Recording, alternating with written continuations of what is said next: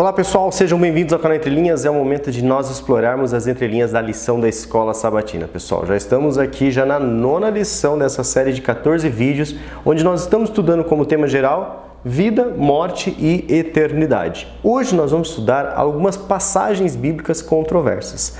Como vocês podem ver, o tempo passa rápido, já ouço aí o tilintar dos sininhos, do Natal. E já temos aqui no 14º vídeo a participação do Alexandre, Não esqueça lá do hashtag Volta Alexandre. Espero que esse descanso sabático dele, esteja terminando, pessoal? Nós teremos aqui então na ponta da linha com o Ricardo e também com o Marcos e as perguntas para discussão aqui com o Marcos no final. Beleza, pessoal? Fica sempre aquele lembrete para que você deixe o seu sininho marcado se você já é inscrito. Se você não é inscrito, se inscreva para que você receba os alertas, E também, claro, deixe sempre o seu like e os seus comentários aí para se envolver com o conteúdo e promover, esse conteúdo que você tanto gosta aí na plataforma do YouTube. Beleza, pessoal? Então, por enquanto, chama a vinheta.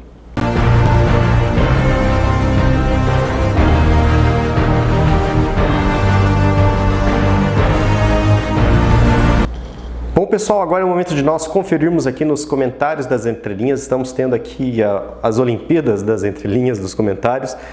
E quem está no pódio, dessas Olimpíadas é a Edilza Nascimento, que comentou assim: bom sábado e boa semana, vídeo compartilhado. A Magda Fernandes, feliz sábado. E também a Margarida Mello, boa tarde, queridos, vocês são uma bênção. Tem sido muito bom, tenho aprendido muito. Que bom, Margarida, obrigado pelos comentários de vocês. Nós ficamos muito contentes, com esse retorno de vocês. Pois, nós aprendemos ao fazer esse canal, a participar aqui do Entre Linhas e compartilhamos com vocês. Então é bom saber que as pessoas estão recebendo e estão aprendendo com aquilo que nós estamos dedicando aqui um pouco do nosso tempo. Lições fortes da Bíblia. Olá, meus queridos irmãos. Shirley Barros, feliz sábado. Forças, meninos. Deus sempre no comando de nossas vidas. Amém, Shirley. Isso mesmo. Dirceu Silva, feliz sábado. Valdenice Cerqueira, ela coloca até o nome completo, Valdenice Mártires Cerqueira, de Presidente Prudente, aqui perto do Paraná, na divisa. Olá, meus queridos pastores virtuais. A lição dessa semana está relevante para nos orientar e para fortalecer a nossa esperança da vida eterna, com certeza. As explicações de vocês são super inteligentes. Obrigado, Valdenice. Obrigado, Deus os proteja sempre. Amém. Obrigado aí pelo seu tempo, dedicado aqui em comentar e dar aí o seu retorno.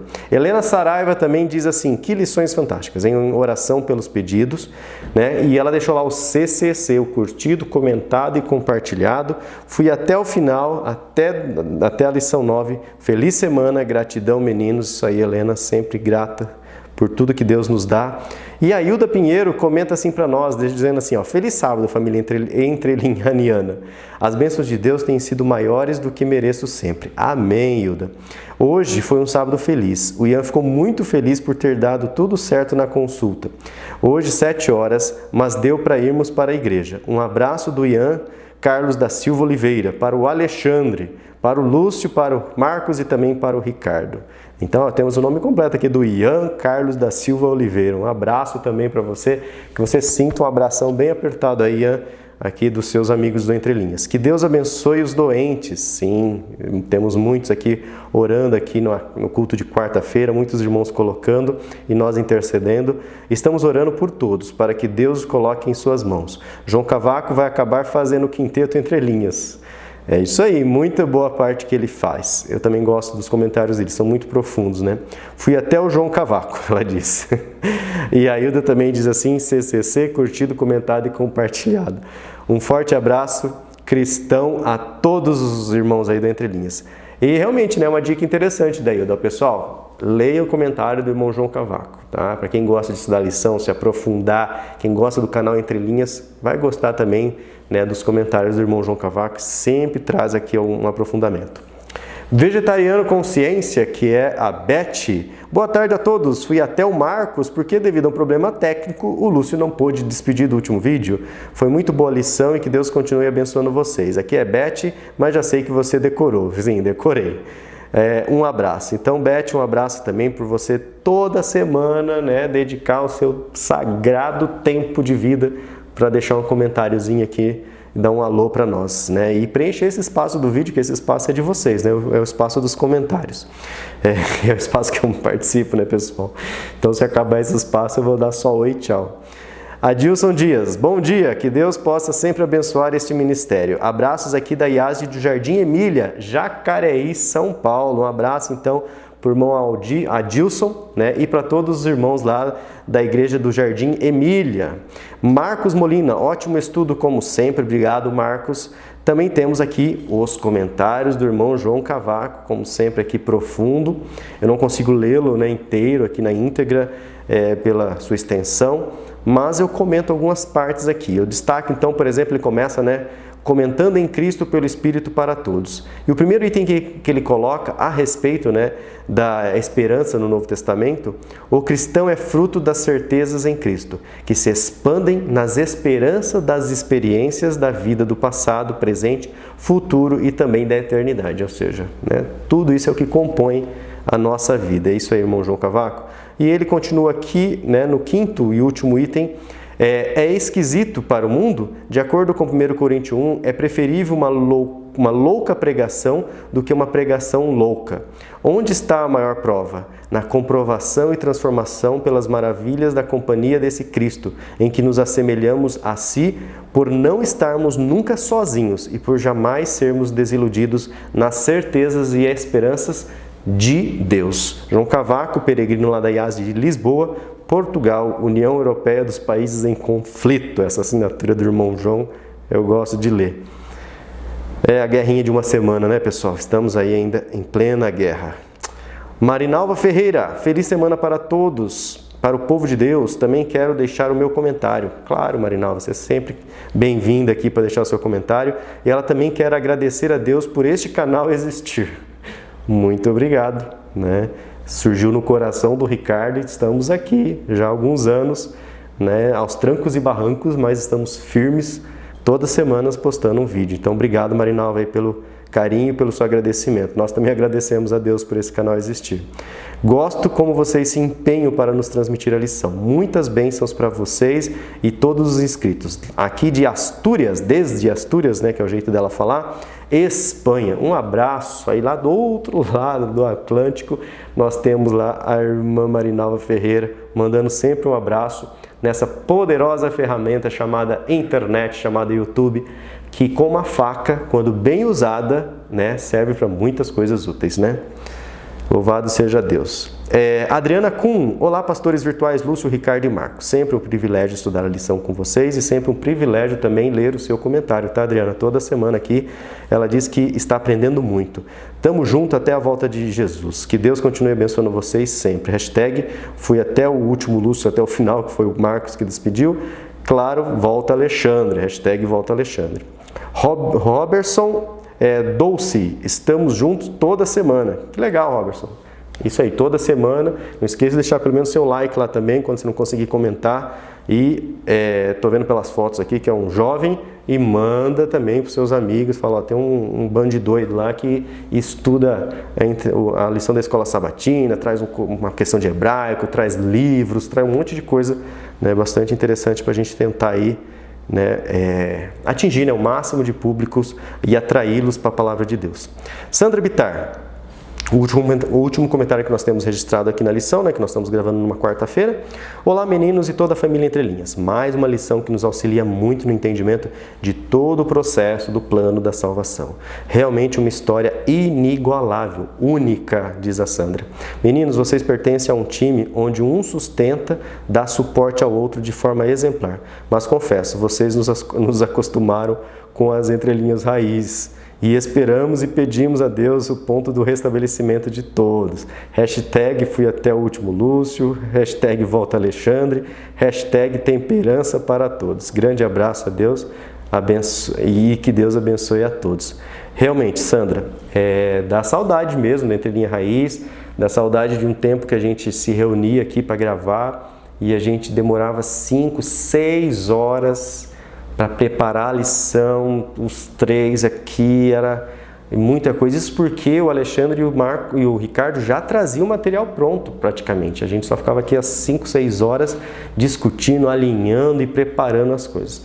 Infelizmente, né, devido a vários compromissos meus e também dos meninos, né, a gente já não tem tanto esse tempo, porque só o tempo de edição, né, e manutenção do vídeo, o tempo do Ricardo preparar, o tempo que o Alexandre e o Marcos preparam, é a janelinha que a gente está tendo para o projeto, pessoal. Mas realmente dá saudade dos slides, dá saudade da interação aqui. Mas estamos firmes e fortes, né? Se Deus quiser aí, que Deus nos reaviva aí nesse projeto, renove o projeto com novas características. Já teremos aqui uma nova série de estudos, já estamos no 9º dessa série, já temos aí 2023 chegando, né, com mais estudos semanais, quer dizer, diários, né, mas para nós aqui semanais. Então, Sandra, né, continue orando todos vocês e nos fortalecendo para que esse ministério realmente ele venha ainda a crescer cada vez mais. Estamos já chegando quase aqui aos 10 mil inscritos, 9.580 inscritos, né? Então que cheguemos aos 10 mil inscritos, mas tudo graças, né, a vocês têm empenhado. A gente nem tem investido assim dinheiro nesse canal, nem colocado assim, publicado ele, né? É só vocês mesmo que o trabalho de formiguinha tem incentivado aí, divulgado o material para vocês, tá? Então é isso, pessoal. Nosso muito obrigado pelos seus comentários, obrigado pelo carinho, pelas orações. Louvado seja Deus que aqui estamos, né, mais uma vez gravando esse vídeo. O Ricardo está aqui, o Marcos está preparando, o Alexandre também está bem, manda notícias, tá? O pessoal dele está bem, tá? E que nós possamos, né, cada vez mais nos aproximarmos de Deus através da palavra dele, beleza? Vamos então agora iniciar aqui na ponta da linha de sábado, mas antes peço, né, que você, do jeito que esteja aí, pedalando, caminhando, passeando, ou mesmo no celular, na sua TVzinha aí, se coloque em reverência. Vamos ter um minuto aqui de oração com o nosso Deus. Oremos. Senhor Deus, nosso Pai, nosso Criador, nos colocamos mais uma vez, Senhor, diante de Ti, porque vamos estudar aqui sobre esses temas, principalmente sobre passagens bíblicas controversas, ó Pai, que são utilizadas aí por esse mundo afora, por religiões ditas cristãs, muitas vezes para justificar o injustificável, para praticar o impraticável, Senhor. Então nos ajude nesse estudo, Pai, nos fortaleça no feijão com arroz, mas também na misturinha, que tudo que nós aprendemos aqui, ó Pai, possa fazer parte do nosso pensamento, do nosso viver e que possamos dividir com os nossos amigos, ó Pai. Continue usando aqui em especial nesse momento o Ricardo e o Marcos, para que eles, né, continuem dispostos e o que eles venham falar nos ajude a entender cada vez mais o Teu plano em nossas vidas. É o que nós oramos humildemente em nome de Jesus. Amém. É isso aí então, Ricardo, chega aí agora na ponta da linha de sábado, é com você. Bom, gente, vamos lá. Então, lição número 9, passagens bíblicas controversas. Na lição dessa semana nós vamos ver algumas expressões intrigantes que são utilizadas para justificar a questão da imortalidade natural ou incondicional da alma. Mas o primeiro verso aqui, o primeiro verso que nós vamos analisar é o verso áureo, o verso central, o verso para memorizar, que diz o seguinte, que está lá em João 5,39, diz o seguinte: vocês examinam as Escrituras, porque julgam ter nelas vida eterna, e são elas mesmas que testificam de mim. Aqui é Cristo, obviamente, falando. A primeira expressão que eu quero destacar aqui, e fazendo aquilo que o próprio autor da lição disse na semana passada, que nós devemos fazer, com relação ao texto, com relação à tradução de texto, buscar o pensamento hebraico, o pensamento judaico por trás do texto grego. Essa passagem está no Novo Testamento, está na Brit Hadashah, logo foi escrita em grego, mas quem escreveu a frase pensava a língua hebraica, falava hebraico e pensava como os judeus e hebreus pensavam. Bom, a expressão grega que nós vamos separar aqui, ó, vocês examinam as Escrituras. Essa expressão examinam, no grego, ereunal, que significa por meio da ideia de inquirir ou por meio da ideia de fazer perguntas. É nesse sentido, é o examinar as Escrituras. Vocês percebam também que nós temos ali na Brit Hadashah um estilo, uma estilística, principalmente depois dos Evangelhos, que ela é por carta. Essas cartas, obviamente, estão respondendo perguntas, respondendo indagações, ou seja, questões de inquirições por parte dos discípulos, por parte dos seguidores de Yeshua naquela época, na época da igreja primitiva, na época em que eles eram chamados de seita do caminho.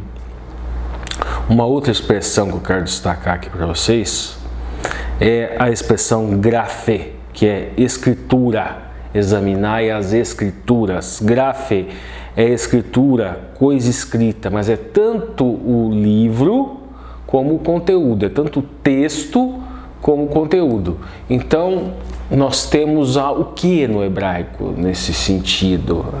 Nós temos o Rumash. Rumash é texto. O Rumash é o texto. E nós temos a Torá. Nós temos Torá, que é a norma enquanto instrução, que também é o Pentateuco, são os 5 primeiros livros da Bíblia. Torá, ela traz essa conotação de conteúdo. Então, Torá, até mesmo dentro do judaísmo, eles dizem que antes da Torá escrita, existia uma Torá, porque Torá é conteúdo.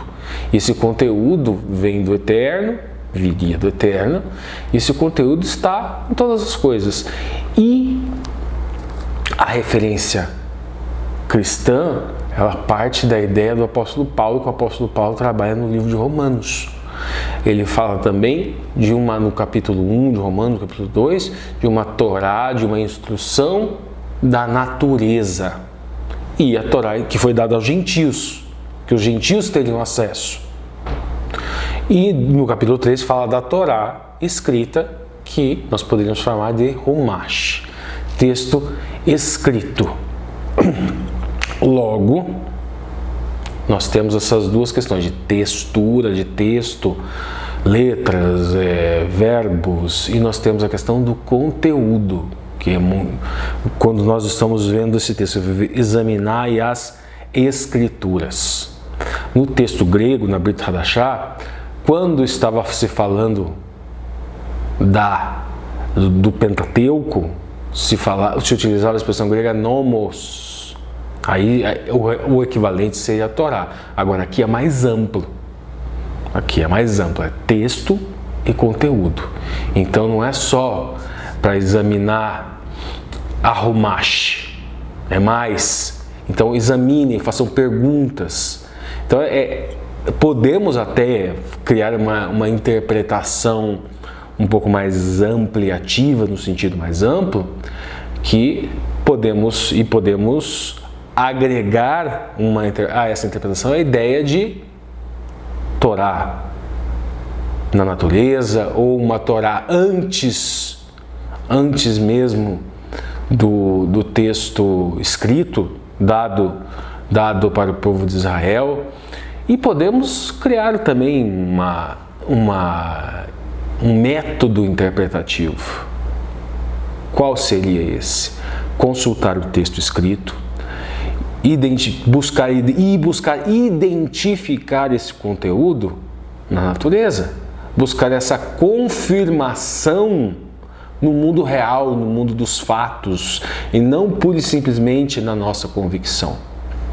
Olhar ao redor, pedir a inspiração divina, olhar nas vivências, as vivências sociais, nas suas experiências, pedir para Deus que Ele te mostre o real conteúdo dessa Rumash, desse texto escrito, o real conteúdo da Torá, que Ele te mostre de forma empírica, de forma sensível, de forma experienciável.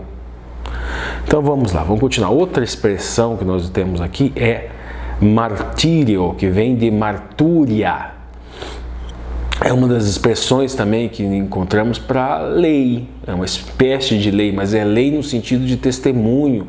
O hebraico seria o edat, edut, seria lei enquanto testemunho ou testemunha, e essa expressão significa justamente isso, testemunha, afirmar ter visto algo, ouvido algo, experimentado algo, é dar testemunho de algo.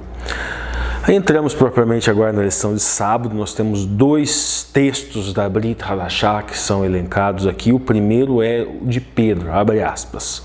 Santifiquem a Cristo como Senhor no seu coração, estando sempre preparados para responder a todo aquele que pedir razão da esperança que você tem. 1 Pedro 3,15. Depois o apóstolo Paulo, abre aspas.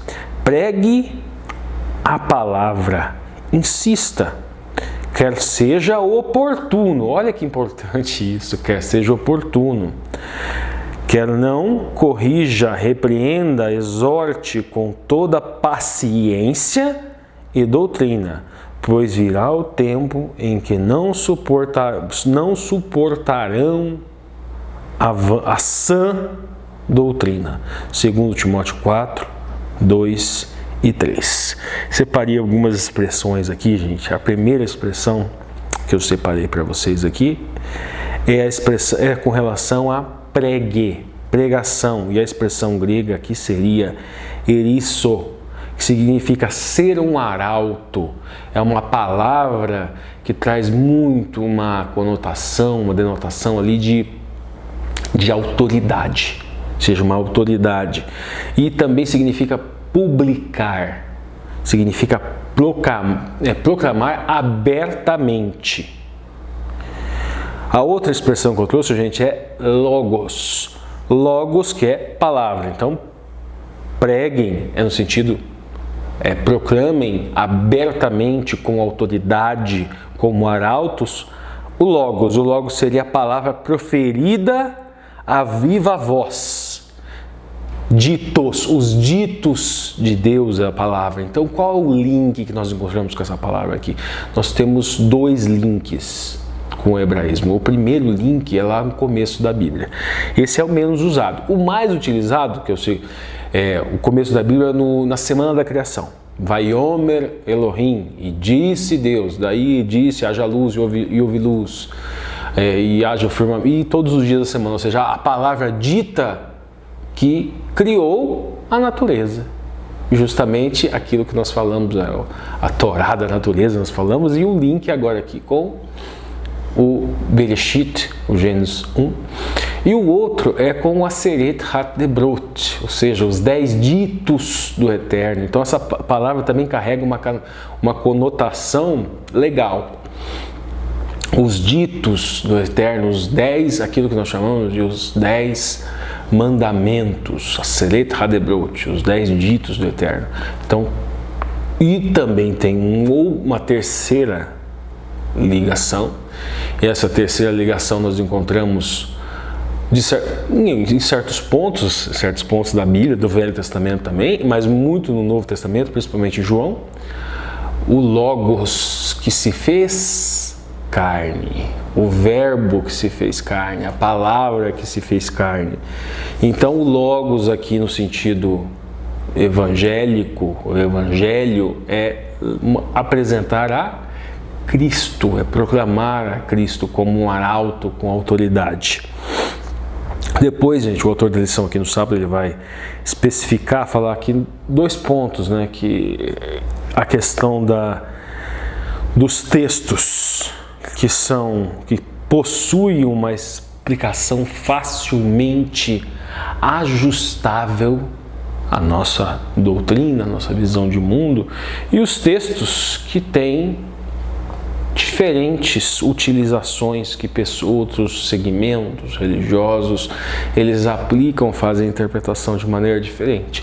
Quem está acostumado aqui com o canal sabe que a gente busca, não tem como a gente trazer todas as visões, mas a gente sempre busca navegar por esses mares e sempre falamos da batalha sígnica que existe, inclusive nos textos religiosos, e sempre quando se optam por uma tradução de uma palavra ou outra tradução, é uma posição ideológica que está sendo tomada, que você está adotando, você está escolhendo, está sendo seletivo.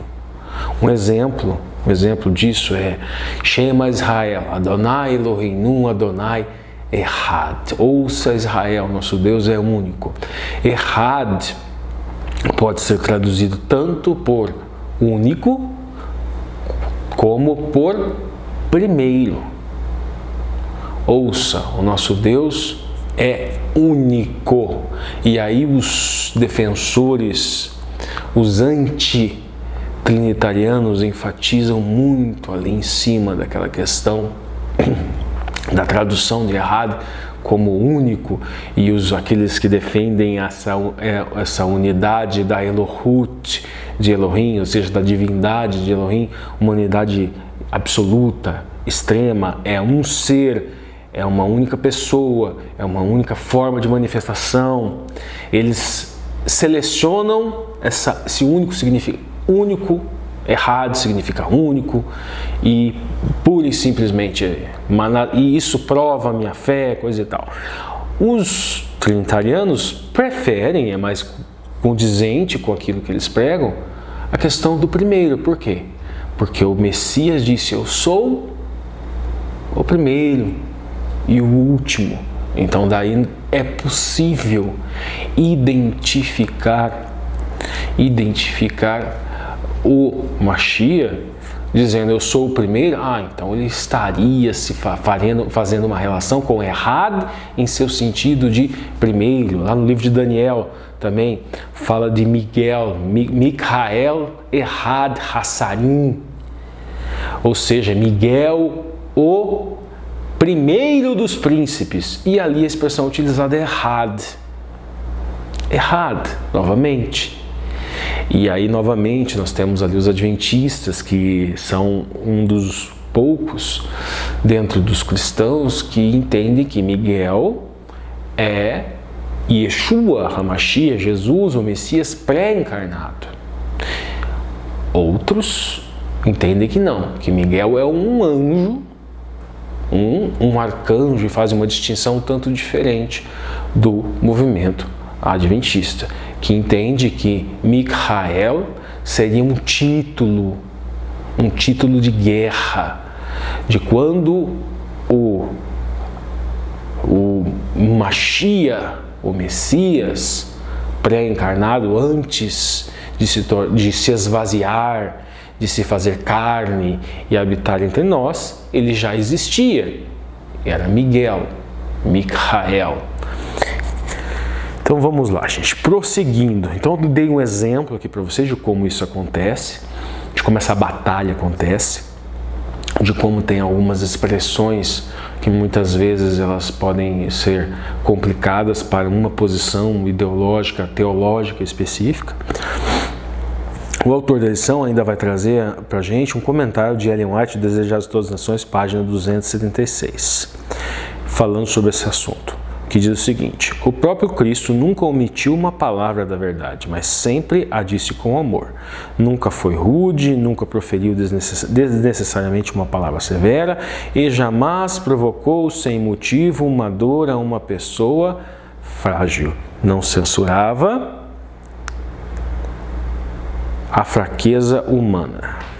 Bom, isso é também um ponto muito relevante. Nós estamos falando aqui de pregar com autoridade, como um arauto. Cristo detinha esta autoridade. Era arauto supremo. Os arautos falam dele. Autoridade suprema também é a primazia, é a primícia, é Rabicurim. Entretanto, falava com humildade, e tão comum são pessoas que vão pregar o Evangelho, que vão levar essa palavra com arrogância, como se fossem donos da verdade, como se fossem portadores de um conhecimento, de uma capacidade superior, de uma posição superior. Isto afasta, isto causa repulsa para a mensagem que você está levando. Não é só o distanciamento de você, Essa pessoa ela não vai só se afastar de você. Se você está levando essa mensagem a ela, a sua atitude arrogante, presunçosa, está afastando aquela pessoa também do Evangelho. Ela não vai se afastar nunca exclusivamente de você. Bom, gente, agora a lição de domingo, que é o rico e Lázaro. Bom, gente, vamos lá, lição de domingo. É a primeira passagem bíblica controversa. E a primeira passagem bíblica controversa é o rico e Lázaro. Então, na primeira pergunta que nos pede para ler Lucas 16, 19 e 31 e responder a pergunta: por que essa história não é uma descrição literal da vida após a morte? Bom, na própria pergunta aqui já tem um condicionante, né? A gente já apresenta para a gente uma posição ideológica que é presente dentro do Adventismo e outras também igrejas, mas uma ideologia específica, uma teologia específica espírita faz uma leitura diferente, que faz uma leitura de que esse texto, alguns ainda dizem que isso é uma história que literalmente teria acontecido. Outros entendem que é uma parábola. Então nós temos aqui uma batalha ideológica ou teológica com relação ao significado do texto, com relação à interpretação valorativa desse texto. Vamos ler o texto primeiramente. 19. Ora, havia um homem rico e vestia-se de púrpura e de linho finíssimo e vivia todos os dias regalado e esplendidamente. Havia também um certo homem mendigo, Lázaro, ou Eleazar, que significa Deus ajuda, que jazia cheio de chagas à porta daquele homem rico, e desejava alimentar-se com as migalhas que caíam da mesa do rico. E os próprios cães, os cães do homem rico, vinham lamber as suas chagas. E aconteceu que o mendigo morreu, e foi levado pelos anjos para o seio de Abraão. E morreu também o homem rico e foi sepultado.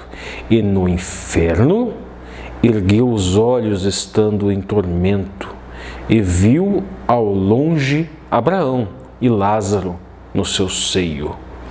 E clamando disse: Pai Abraão, tem misericórdia de mim, e manda a Lázaro que molhe na água a ponta do dedo e me refresque a língua, porque estou atormentado nesta chama. Ainda queria que o Lázaro fosse servo, que o servisse. Disse, porém, Abraão: filho, lembra-te que recebeste os teus bens em tua vida, e Lázaro somente males. Agora este é consolado e tu atormentado. Além disto, está posto um grande abismo entre nós e vós, de sorte que os que quisessem passar daqui para vós não poderiam, nem tampouco os de lá para cá. E disse ele: rogo-te, pois, ó Pai, que o mandes à casa do meu pai, pois tenho 5 irmãos, para que lhe dê testemunho, a fim de que não venham também para esse lugar de tormento. Disse Abraão: tem Moisés, os profetas, ouçam-nos. E disse ele: não, pai Abraão, mas se alguém dentre os mortos fosse ter com eles, arrepender-se-iam. Porém Abraão disse: se não ouvem a Moisés e aos profetas, tampouco acreditarão, ainda que alguns mortos ressuscitem. Ainda que alguns mortos ressuscitem. Pois bem, aí nós temos na lição de domingo toda uma construção, digamos, uma construção com uma posição ideológica. Eu vou passar por ela primeiro e depois eu vou trazer algumas coisas além do texto da lição aqui que eu separei para vocês sobre o que seria isto daqui. Bom, primeiro, Primeiramente, o autor vai falar que alguns estudiosos sugerem que este texto ele deve ser interpretado de forma literal, como nós já falamos, e que isto seria uma descrição do estado dos mortos. Então, existiria um local que seria o seio de Abraão, e essa expressão idiomática ela não é encontrada no Velho Testamento para denotar esse tipo de coisa, então é só encontrada aqui propriamente. Outra coisa, teríamos que admitir que o céu e o inferno estariam próximos, se nós interpretássemos isso de forma literal, porque nós vimos aqui nesta parábola, parabole no grego, né? Depois eu vou trazer a expressão hebraica para isso. E nós vemos que é fácil ver aqueles que estariam salvos e que estariam no céu, o sofrimento. E algumas indagações, elas são trazidas aqui. Teríamos também que supor que na vida após a morte, enquanto o corpo estaria no sepulcro, permaneceria uma forma consciente de uma alma espectral, com olhos, dedo e língua, que até sente sede e se atormenta, aquele sofrimento eterno, aquele inferno hollywoodiano, aquele inferno de Dante da literatura, que até certo ponto, em alguns segmentos católicos, ela é desenvolvida. Uma outra coisa, se a passagem fosse uma descrição do estado da morte, o céu não seria um lugar de felicidade. O autor traz esse raciocínio. Imagine um filho que está entre os salvos e vê um pai que está entre os salvos e vê um filho que não está, um marido que vê uma esposa que não está, uma esposa que vê um marido que não está, e assim por diante. Uma mãe poderia ser feliz no céu a contemplar agonias intermináveis de seu filho? É a indagação que o autor da lição nos traz. Em um contexto assim, seria um possível cumprimento da promessa de que no céu não haveria mais tristeza, nem choro e nem dor. Apocalipse 21, 4. Que isso o autor também nos traz.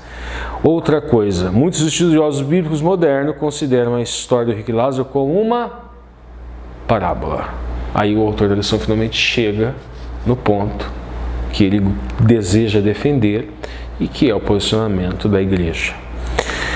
E traz o comentário de um desses estudiosos, provavelmente não é um adventista, George A. Land, teólogo evangélico, escreveu que essa história provavelmente teria sido uma, abre aspas, parábola que fez uso de um pensamento judaico corrente e não teve a intenção de ensinar nada no estudo dos mortos.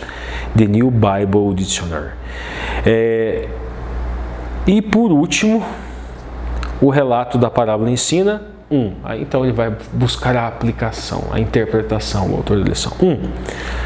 Status e reconhecimento social no presente não são os critérios para recompensa futura. 2. O destino eterno de cada um é decidido nesta vida e não pode ser revertido na vida, não pode ser revertido após a morte. Ainda falando um pouquinho dessa questão dessa lição da parábola. O autor da lição chegou à conclusão que isso é uma parábola. Gente, Sedacar, Abraão, vocês notam lá, fala do seio de Abraão. O que nós temos na língua portuguesa com relação a Abraão? Abraão teve justiça imputada. Opa, justiça imputada. E o que tem a ver com essa parábola e Abraão ter tido justiça imputada? Na língua portuguesa fica difícil. Agora, se você for recorrer para o hebraico, fica mais fácil. Abraão teve Sedacar imputada. Sedacar significa ato de justiça e ato de caridade.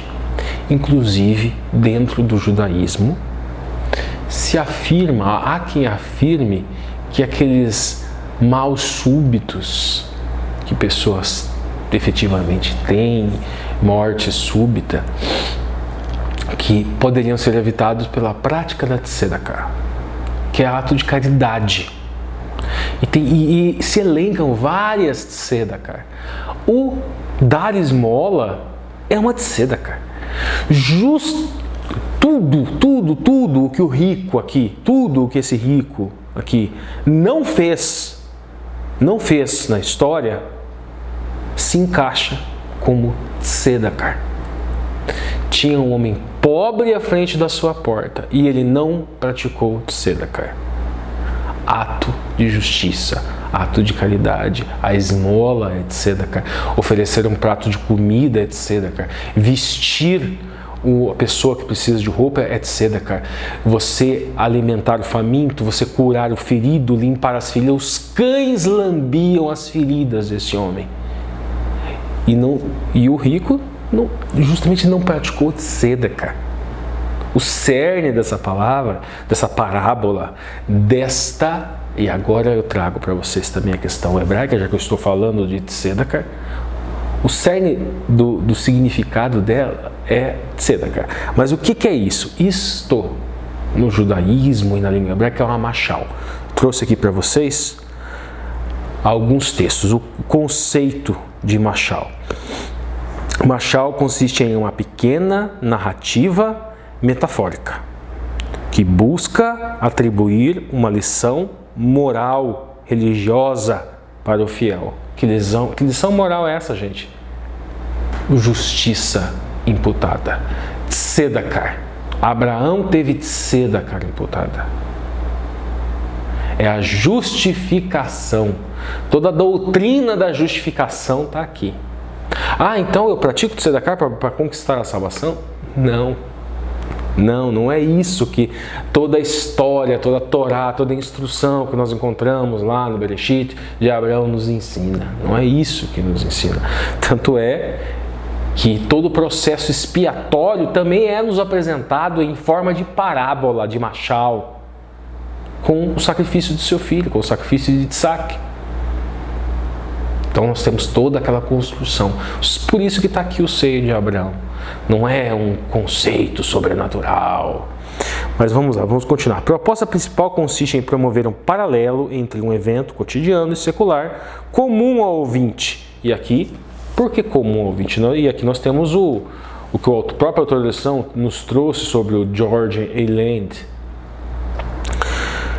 Ensino religioso e ético para almejar transmitir. Então, e qual era a questão do ético? Eles estavam sendo dito aqui para os saduceus: olha, vocês que valorizam tanto linho, tanto ouro, as riquezas, e não praticam tzedakah. Veja essa parábola aqui que vocês conhecem. E aí ele usa a própria parábola, a própria mashal que eles conhecem para lhe passar uma lição. A lição que está na Torá. Que vem lá da história da Torá, quando fala de Abraão, e que ele vivia pela emuná, mas ele teve tzedakah imputada em razão da sua emuná.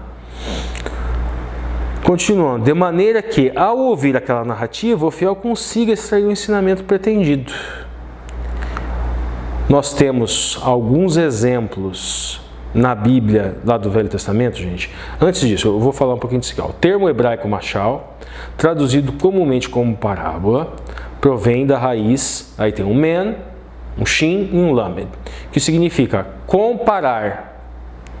Ou seja, então, constar um mashal, uma parábola, significa governar. Nota-se que as duas primeiras acepções podem derivar da raiz proto-semítica, do men, um tet e um lamed, ao passo que a terceira opção remeteria a uma raiz proto-semítica diferente, o men, um shin e um lamed. As evoluções fonéticas que intervieram entre o proto-semítico e o hebraico bíblico ocuparam uma dupla origem, deixando na superfície da língua um só termo, mashal. Do outro lado, nós temos a palavra grega parabole, é nascida do verbo parabolei e pode ser traduzida como jogar ao lado de, o que pode ser entendido como emparelhar, promover uma comparação, o que nesse caso significa comparar fatos, alegorias, que inicialmente parecem não ter qualquer simetria, mas que sirvam com um apontamento ético comum, ou seja, não é para ensinar nada ontológico, é para ensinar deontologia ética, moral.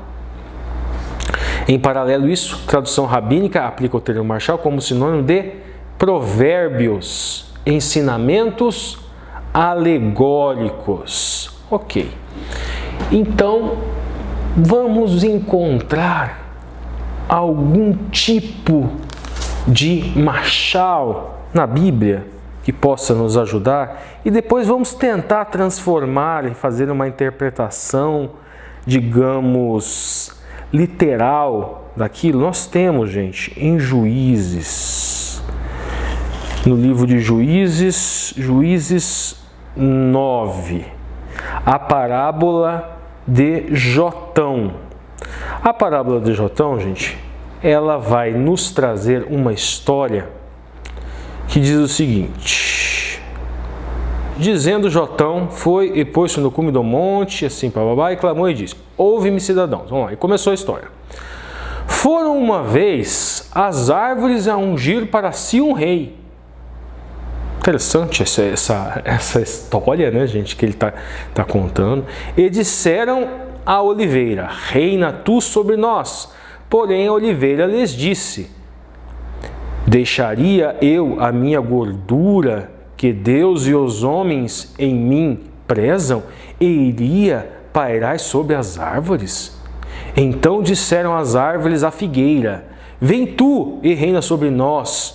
Porém a figueira lhes disse: deixaria eu a minha doçura, o meu bom fruto, e iria parar sobre as árvores? Então disse as árvores à videira: vem tu e reina sobre nós. Porém a videira lhe disse: deixaria eu o meu mosto, que alegra a Deus e aos homens, e iria parar sobre as árvores?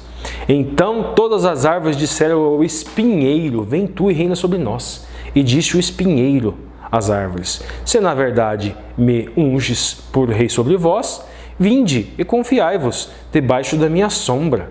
Mas, se não, saia fogo do espinheiro que consuma os cedros do Líbano. Agora, pois, se é que em verdade sinceramente agiste fazer como... Tá, aí ele segue e vai fazer a aplicação. Vocês perceberam a Marshall? Gente, se nós formos fazer uma interpretação literal disso, nós vamos acreditar que existiam árvores falantes. E que essas árvores falantes, elas perambularam, elas tinham um reino e elas estavam procurando um rei. Interpretação literal de Juízes 9, da parábola de Jotão, iria levar a isso. Então, da mesma maneira, a interpretação literal da parábola do rico e Lázaro levaria-nos a interpretar que existe um universo paralelo entre salvos e perdidos, onde os salvos conseguem enxergar o sofrimento dos perdidos, onde existiria uma alma espectral e que sofreria pela eternidade, e não pura e simplesmente que aquilo tinha um objetivo de trazer uma reflexão ética e moral através de uma alegoria e não de um ensino. Bom, gente, vamos lá então. Segunda-feira, hoje, 3 pontinhos, comigo no paraíso. O autor da lição vai falar sobre aquela passagem de Yeshua, de Cristo, com os bandidos na cruz, e que ele teria dito, em verdade te digo, hoje estarás comigo no paraíso. Ou ele diz, em verdade te digo, hoje estarás comigo no paraíso. Para quem ainda não conseguiu perceber, eu vou colocar a vírgula. Nós temos 3 maneiras diferentes de ler essa passagem. 3, não são 2, tá? São 3. Em verdade te digo, vírgula, hoje estarás comigo no paraíso. Quem adota, quem prefere, quem seleciona esse tipo de interpretação, eles defendem a imortalidade, eles querem defender com isso a imortalidade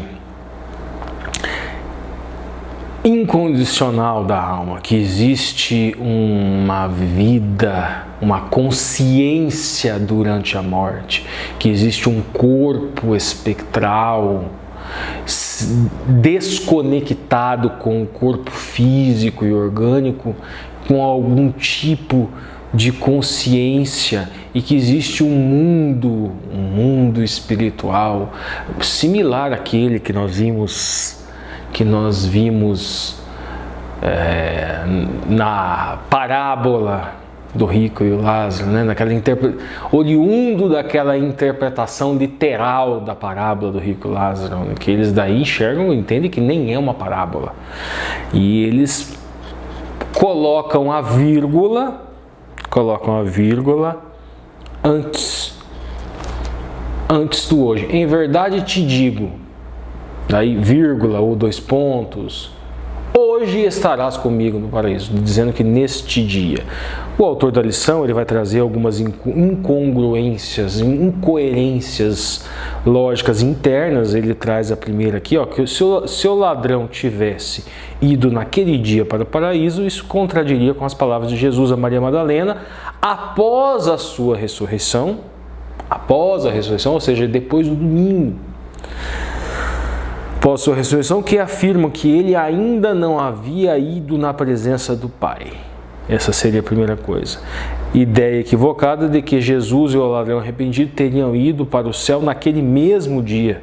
Também contradiz a promessa de que os discípulos seriam levados para o céu somente na segunda vinda, que está lá em João 14, 1 a 3.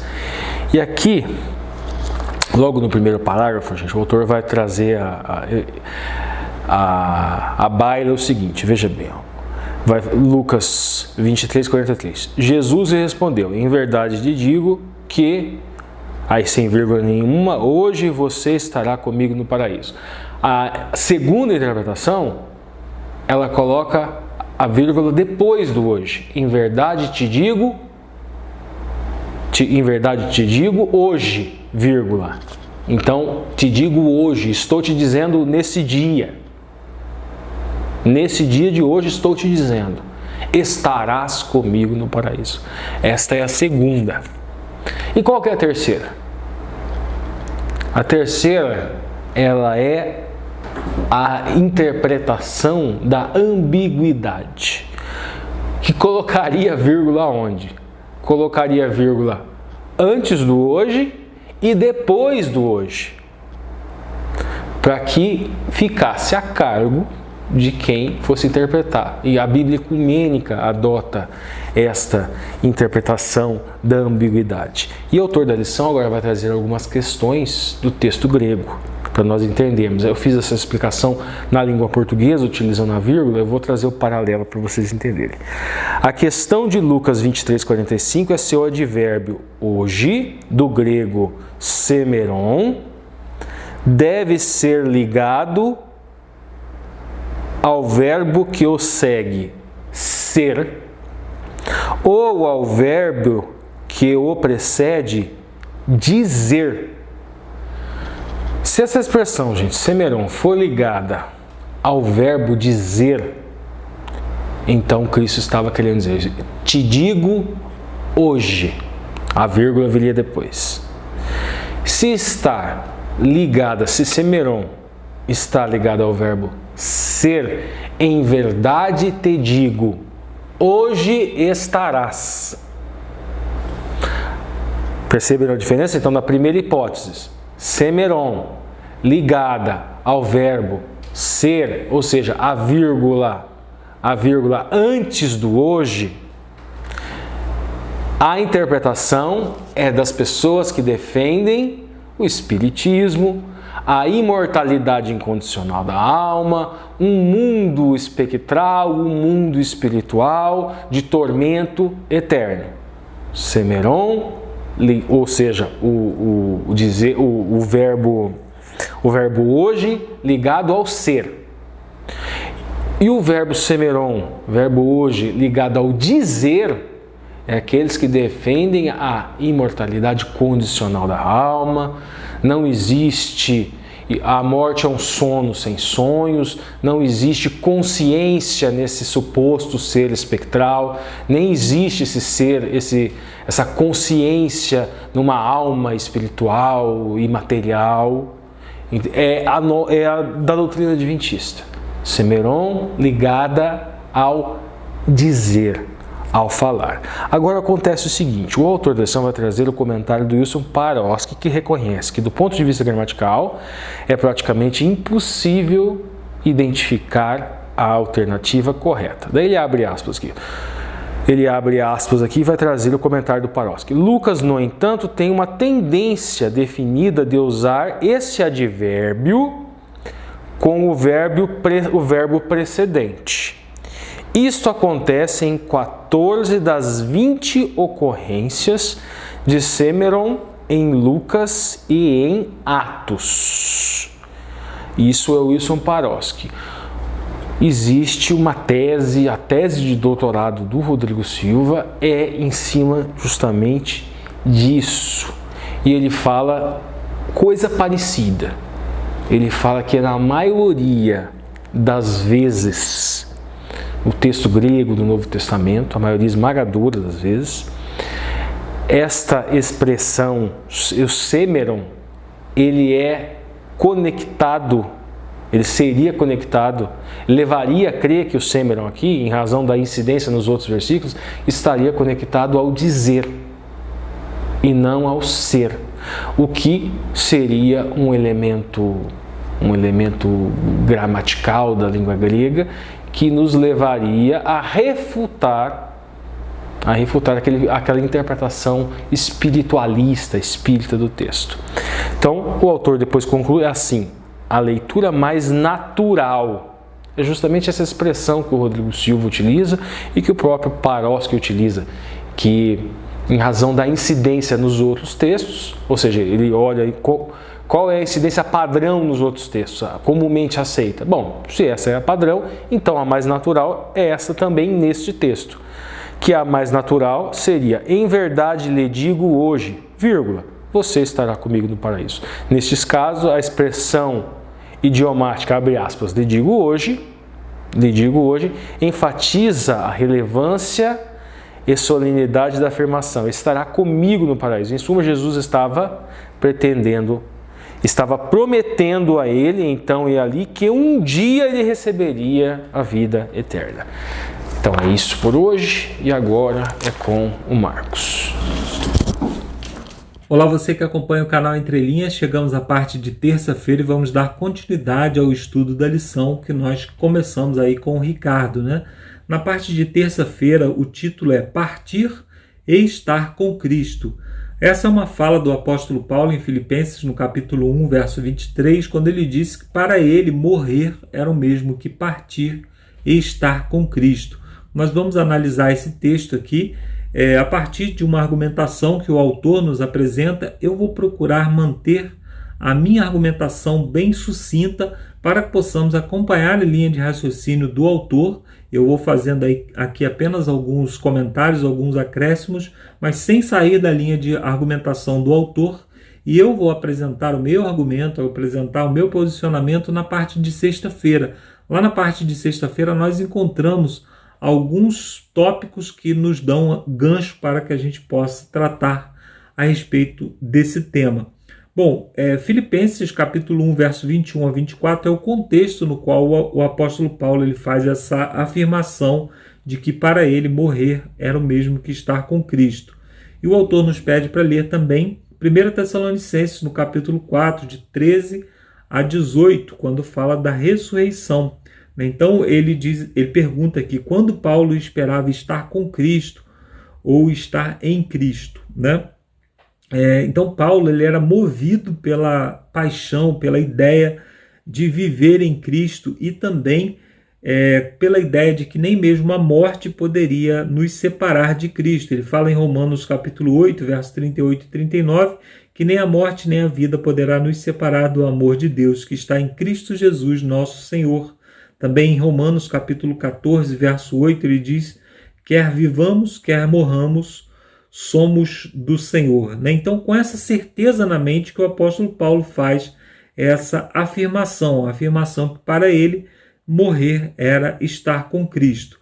Esse desejo de estar com Cristo do apóstolo Paulo surgiu a partir dessa certeza que ele tinha de que a morte não poderia nos separar do nosso Deus. Então, Paulo verbaliza seu desejo de deixar essa presente existência conturbada e estar com Cristo sem fazer referência a nenhum lapso de tempo que possa ocorrer entre os dois eventos. Ou seja, o apóstolo Paulo ele não fala em momento nenhum que ele estaria com Cristo imediatamente após a sua morte ou que ele estaria com Cristo em um tempo futuro, como por exemplo na ressurreição. Então seria desonesto da nossa parte apenas com esse texto falar, não, a esperança do apóstolo Paulo era estar com Cristo na ressurreição. Seria também desonesto fazer a afirmação de que o apóstolo Paulo planejava estar com Cristo imediatamente após a sua morte, já que ele não faz nenhuma referência a tempo. Então, como que nós podemos compreender esse texto? Analisando outros textos bíblicos e também analisando outros textos do próprio apóstolo Paulo, quando ele faz referência. É muito comum na Bíblia que eventos separados por um tempo eles sejam citados no mesmo contexto, como por exemplo quando você vai lá em Mateus no capítulo 27, nos versos 51 a 53, você percebe ali que fala que na morte de Jesus o véu do santuário se rasgou, os túmulos se abriram e alguns mortos saíram do túmulo. E no verso seguinte diz então que eles saíram do túmulo somente no momento da ressurreição de Jesus. Ou seja, cita o evento completo sem citar um lapso de tempo, mas depois ele esclarece que o tempo seria a separação entre a morte de Jesus, que aconteceu na sexta-feira, e a ressurreição, que aconteceu no domingo. Então esses lapsos de tempo, eles são às vezes desconsiderados no texto bíblico. Nós, com a nossa mente ocidental, nós costumamos fazer citações em ordem cronológica. Parece que os autores da Bíblia eles não tinham esse hábito, o hábito de fazer citações em ordem cronológica e sim por eventos ou algo assim, né? Então, o apóstolo Paulo manifestou nesse texto apenas a certeza de que a morte não o separaria de Cristo. Como que nós sabemos, então, qual é a esperança do apóstolo Paulo de ter um encontro com o Senhor? Quando nós lemos, por exemplo, 2 Timóteo, no capítulo 4, dos versos 6 a 8, Paulo falou que receberia a coroa da justiça apenas na segunda vinda de Cristo. Ele tinha a esperança de receber a coroa da vida na vinda de Cristo. E em 1 Tessalonicenses, no capítulo 4, dos versos 13 até o verso 18, o apóstolo Paulo fala que todos nós teríamos um encontro com Cristo por ocasião da sua vinda com a ressurreição. Então, como esse texto de Filipenses não fala sobre tempo, nós precisamos recorrer a outros textos para que possamos concluir sobre qual momento o apóstolo Paulo acreditava que estaríamos com Cristo. Na quarta-feira, temos o título Pregando aos Espíritos na Prisão. É uma referência a um texto de 1 Pedro, no capítulo 3, dos versos 13 a 20, quando ele diz que Cristo foi ressuscitado pelo Espírito, foi vivificado pelo Espírito, que pregou para os antediluvianos, para aqueles que viveram antes do dilúvio. E muitas pessoas creem então que Jesus Cristo estava morto no túmulo, mas espiritualmente ele estava com os mortos, com aqueles que estavam no túmulo após a morte. Então, Jesus Cristo desceu, algumas pessoas dizem que Jesus Cristo desceu ao inferno para pregar aos que estavam cativos lá no inferno, né? Então, essa referência aqui, primeiro, ela entra em contraste com alguns textos da Bíblia. Por exemplo, Hebreus, no capítulo 9, dos versos 27 a 28, diz que não há oportunidade de salvação após a morte, né?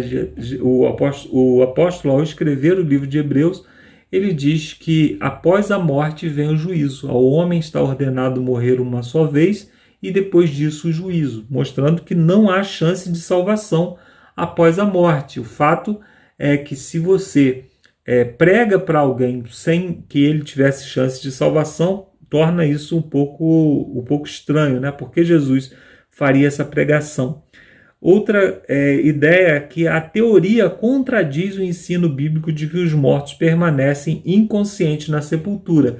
Esse não é um argumento muito vigoroso, porque o objetivo da argumentação usando esse texto é exatamente quebrar a argumentação da inconsciência dos mortos, né? Então é um pouco lógico falar disso, né? Então, outra coisa que nós podemos apresentar aqui como argumentação, porque somente eles ouviram a sua mensagem, os antediluvianos que são citados ali.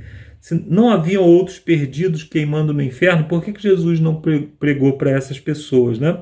Também não faz sentido sugerir que Cristo estivesse pregando aos anjos caídos. Algumas pessoas dizem que Jesus estava pregando não aos mortos, né, mas a anjos caídos, né? Então, quando nós vamos aos textos bíblicos, por exemplo, Judas, no verso 6, diz que os anjos eles estão guardados sob trevas em algemas eternas para o grande dia do juízo. Não faria sentido também pregar aos anjos, já que eles estão, aos anjos caídos, né? Já que eles estão em trevas, ou seja, perdidos, né? E devemos notar que em 1 Pedro, no capítulo 1, verso 3, os espíritos em prisão, no verso 19, são identificados como aqueles que viveram antes do dilúvio, foram desobedientes nos dias de Noé. O termo pneuma, que é usado nesse texto, em outras partes do Novo Testamento, como 1 Coríntios 16, verso 18, e também Gálatas 6, verso 18, fazem referência a pessoas vivas que podem ouvir e aceitar o convite da salvação. Então, os espíritos não estavam necessariamente mortos quando ouviram a mensagem. O texto ele faz referência a pessoas que foram alertadas a respeito do juízo, mas quando estavam vivas. O mesmo Espírito que ressuscitou Jesus, o mesmo Espírito que vivificou Jesus no túmulo, é o mesmo Espírito que esteve presente pregando para aquelas pessoas enquanto elas estavam vivas e tinham chance de arrependimento, já que elas ouviram a mensagem e não tomaram a decisão, entrando na arca apenas Noé e a sua família, como nós lemos na Bíblia, né, em Hebreus, também no capítulo 11. Então Pedro enfatizou o que significa ser fiel. Ele não tratou do tema do estado dos mortos. Você vê que em nenhum momento ali o apóstolo Pedro ele está se referindo ao estado dos mortos. Ele trata apenas da questão das pessoas que ouviram a mensagem, mas não tomaram a sua decisão. E ele apresenta um contraste com aqueles que estavam passando por sofrimento naquele momento, enquanto vivos, né? Como uma forma de testemunhar da decisão que haviam tomado ao lado de Deus. E na quinta-feira fala das almas debaixo do altar. Apocalipse capítulo 6, dos versos 9 a 11, fala ali que algumas almas estavam clamando embaixo do altar. Então as almas dos mártires foram vistas debaixo do altar, né, de uma forma alegórica. Quando nós analisamos todo o contexto fala de cavalo amarelo, cavalo verde, né? Cavalo vermelho, cavalo branco, os seus cavaleiros são guerreiros e tudo mais. Então você vê que o título ele é o texto, na verdade, ele é simbólico, ele não é um texto literal, ele não trata de assuntos literais. E ali fala também que o texto ele faz referência a um altar que pode ser confundido com o altar de incenso, que é mencionado no 7º selo, mas a referência ao sangue pode ser uma referência ao altar de sacrifício, que é o local onde o sangue era derramado. E dessa forma, então, as pessoas que estavam ali clamando, elas seriam pessoas que foram sacrificadas no altar do Senhor. O seu sangue foi como um sacrifício. Assim, o sangue do sacrifício, né, é uma referência ao sangue daqueles que foram mortos por amor a Jesus, por amor a Deus, e o seu sangue agora clamava por justiça, clamava então pela condenação daqueles que foram os seus algozes, que mataram os inocentes somente porque eram fiéis a Deus. Nós aqui podemos fazer algumas considerações importantes. A primeira consideração é o fato de que lá em Gênesis, no capítulo 4, verso 10, diz que o sangue de Caim clamava da terra, né? E se essa é uma referência ao santuário, a parte do santuário que é uma referência ao pátio onde aconteciam os sacrifícios, nós sabemos que o pátio é o local dos sacrifícios, o local onde Jesus foi sacrificado, o que mostra que essas pessoas não estariam no céu, mas na terra, ou seja, mortos, e o seu sangue, como o sangue de Caim, né, clamava, ou melhor, como o sangue de Abel, clamava por justiça, né? Então, o desejo de vingança dessas pessoas mostra que eles não estavam satisfeitos no céu. É interessante considerar isso. Será que eles estariam no céu e angustiados, clamando, né, se sentindo injustiçados em relação àqueles que os havia matado? Outra questão, se a pessoa que morreu estava no céu, as pessoas que mataram, por que não estariam no inferno e já, portanto, recebendo a punição pelos seus pecados, e não estariam, então, essas almas que foram decapitadas, que foram mortas, o sangue que foi derramado dos mártires, já estaria sendo vingado, caso esses já estivessem no inferno, né? Esse é um argumento que nós podemos considerar também. Então, nós podemos verificar aqui que as almas que clamavam ali, elas clamavam em silêncio, assim como o sangue de Caim clamava por justiça em silêncio, né? Então os mártires, eles estavam clamando por justiça apenas pelo fato de que foram injustiçados, e Deus, né, no seu santuário, já que o santuário é um local de justiça, já ouvia esse clamor, mesmo que eles estivessem em silêncio. E agora sim, na parte de sexta-feira, nós encontramos aqui o estudo adicional, né? A primeira pergunta diz assim: como o conceito bíblico da natureza humana nos ajuda a entender melhor algumas passagens que estudamos durante essa semana? Bom, a Bíblia, ela deve manter a sua unidade. A Bíblia, ela não pode falar uma coisa num lugar e em outro lugar argumentar de uma forma diferente. Do contrário, seria um livro contraditório que estaria sendo anulado por si mesmo.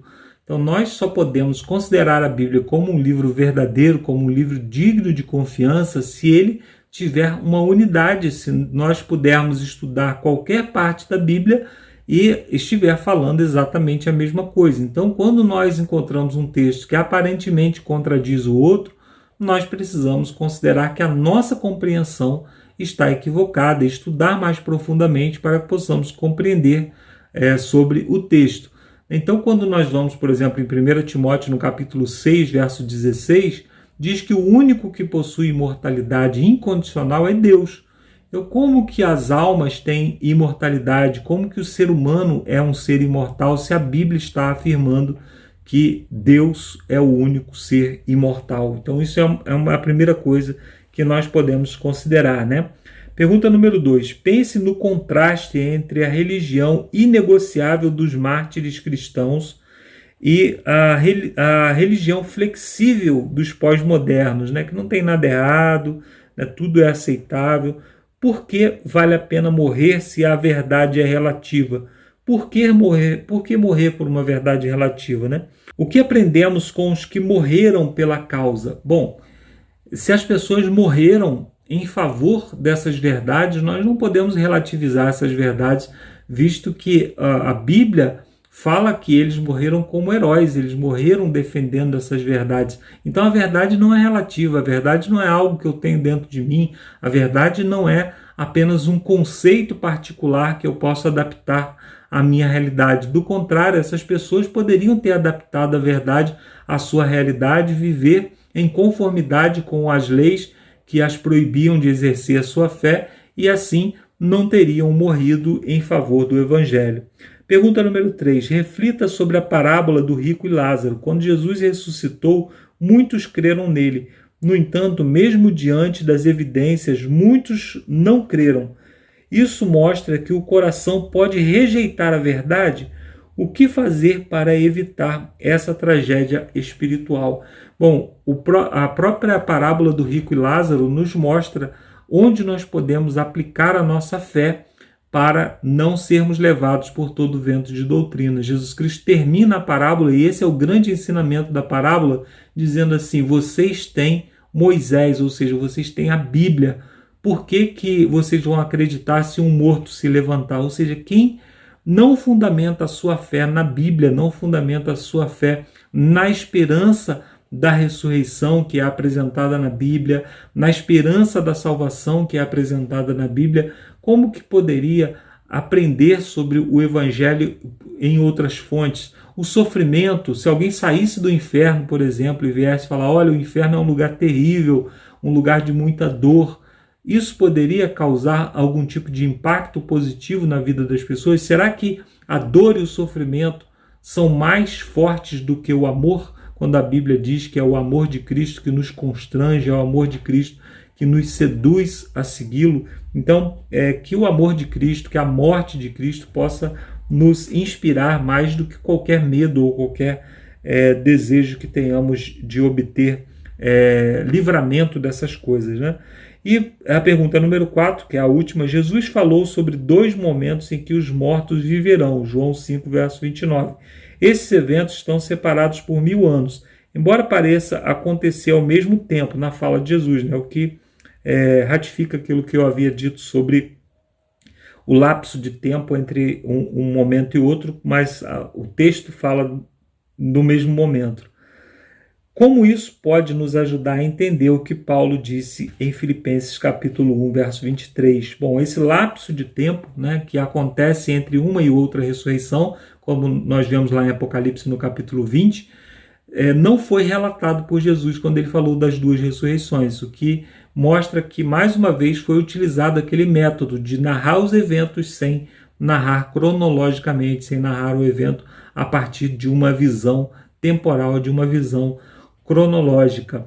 Bom, lá em Apocalipse, no capítulo 20, também nós encontramos uma resposta a respeito daqueles mártires que estão clamando por justiça. Lá diz que no momento da vinda de Jesus, ou seja, no momento da ressurreição, eles também são trazidos à vida para que possam então ser julgados e receber também a coroa da justiça, ou receber também os méritos dos seus atos. Então, o que mostra claramente que Apocalipse no capítulo 6 não está falando de pessoas que já estavam no céu, mas pessoas que estão aguardando a vinda de Jesus. Bom, o que nós aprendemos a respeito de tudo isso? O que nós aprendemos a respeito dessa lição com esses textos contraditórios? Primeiro, que a Bíblia, apesar de alguns textos difíceis de compreender, ela nos deixa evidências e nos deixa elementos, se nós fazemos um estudo mais apurado, para que possamos compreender as verdades assim como elas são e não apenas a partir de nossas suposições. Então devemos cada dia mais crer na palavra de Deus, crer na Bíblia, que é a nossa âncora, que é o nosso elemento que nos mantém ligados a Jesus Cristo, que nos mantém com os olhos fixos na verdade que é Jesus Cristo. E outra lição que nós tiramos aqui desse aprendizado é que nem a morte, nem a vida pode nos separar do amor de Deus que está em Cristo Jesus. Que Deus nos abençoe e que possamos ter essas verdades sempre gravadas em nosso coração. Vamos orar? Santo e bom Deus, muito obrigado pela Tua graça, pela Tua misericórdia que nos salva da morte e nos dá vida.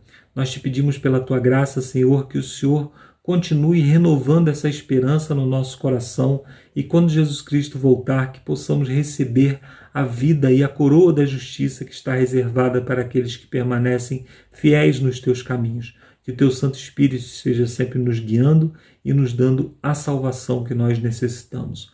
Nós te pedimos isso pelo nome do nosso Senhor e Salvador Jesus Cristo. Amém.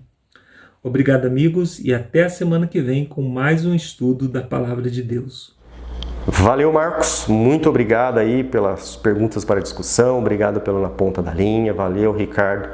Apesar dos pesares, é corrido, eu sei, é difícil, mas graças a Deus você conseguiu gravar, valeu pelo seu esforço, valeu a você, né? Agora sim, hashtag fui até o último lustre, vamos ver se a câmera grava dessa vez, viu? Câmera tá gravando, se dá certo o arquivo, para que eu possa despedir de vocês, beleza, pessoal? E no próximo vídeo, já no 10º vídeo dessa série, nós vamos estudar, pessoal, um tema bastante interessante também para o mundo cristão atual, que é o fogo do inferno, ou as chamas do inferno. Beleza, pessoal? Se cuidem, fiquem com Deus. Até lá, se Deus quiser. Tchau, tchau.